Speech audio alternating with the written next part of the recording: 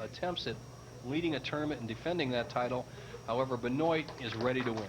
Yes, he is. And it's the second appearance for Robert Lawrence this year in our telecast, his 11th overall. It's the third for Bob Benoit, his 23rd overall. 3 championships for Benoit and 3 for Lawrence. So they'll break their PBA title.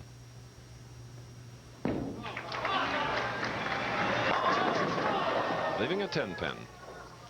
Robert Lawrence's 3 titles, 2 PBAs and a U.S. Open.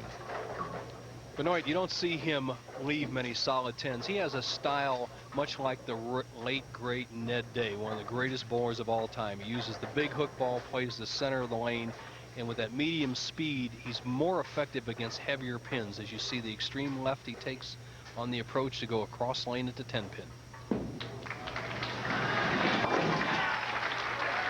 Bob Benoit, who got into the finals with a 203 to 184 victory over Mike Miller. This year, Bob has 2 fourth-place finishes, Fresno and Portland. Robert Lawrence's last win was the United States Open in Canandaigua, New York. In '92, he was 4th at Sayville this year, losing to Walter Ray Williams 299 to 245.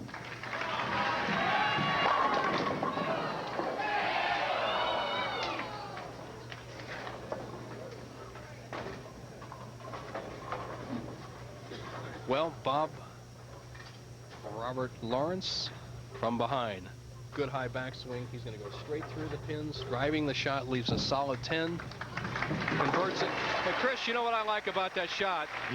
2 things. One, we've seen all the players with the big hook ball struggle. Lawrence, who also throws the big hook ball, has observed through 3 games of watching his would-be opponents and has made an adjustment on the lanes down and in. And I'll tell you what, he could be very tough if he can keep it on that line.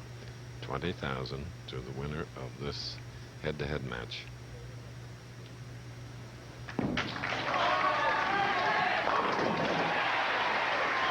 First strike of the game coming in the 2nd frame for Robert Lawrence.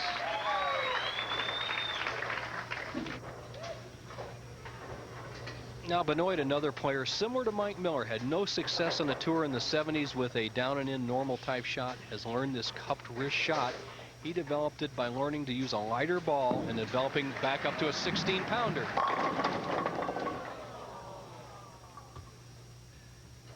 And the reason you need the big hook today is that when we change from lacquer lane finishes and pretty much wood lanes back in the 50s and 60s, you needed more hook to take advantage of that wide breaking area and no track. So these players have made the adjustment over the past 2 decades and are 2 of our finest players.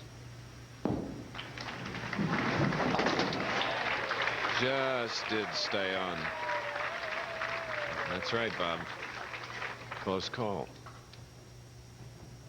Just putting an addendum to all the big hook stuff. The reason you need a hook ball is the ball only weighs 16 pounds. The pins weigh 35 pounds or more. And if you don't have hook or angle of attack, you don't have enough power to carry through to the back row because the ball loses about 90% of its power traveling through the pins. There's that slow, easy, tempoed shot in the pocket and a beautiful strike. Strike up now. Robert Lawrence, shooting in the 3rd frame, can take an 11-pin lead right here.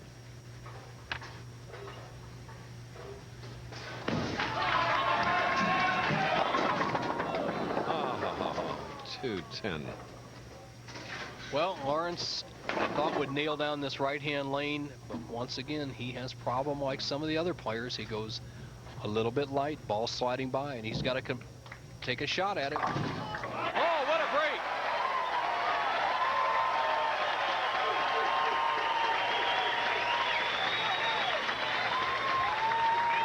Well, what a rebound. Whew.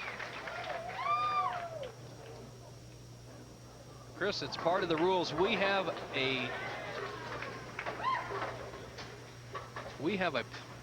plastic shield back there for our camera. I'll tell you, that pin hit off that shield, and that shield's 29 inches from the kickback, all within American Bowling Congress regulations, and Lawrence was just the benefactor on that shot.